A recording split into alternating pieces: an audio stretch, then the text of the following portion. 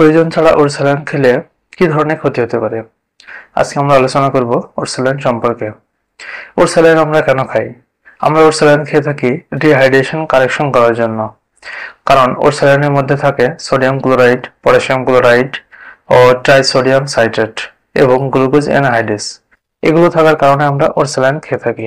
এই উপাদানগুলো যখন আমাদের শরীর থেকে বের হয়ে যায় তখন আমরা ওর স্যালাইন খেয়ে থাকি।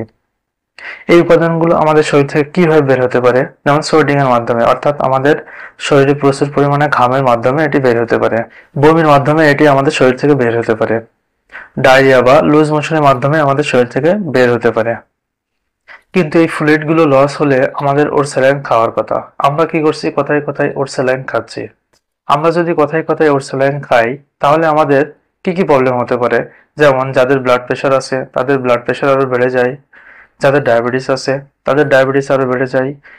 এছাড়া আমাদের জয়েন্ট আছে অর্থাৎ গিরা, এই গিরাগুলো ফুলে যায়। কারো কারো শরীর দুর্বল হয়ে যায়। আমরা মনে করি ওর স্যালাইন খাইলে হয়তো আমাদের এই দুর্বল ভাবটা কেটে যায়, কিন্তু না, আমাদের আরো শরীর দুর্বল হয়ে যায়।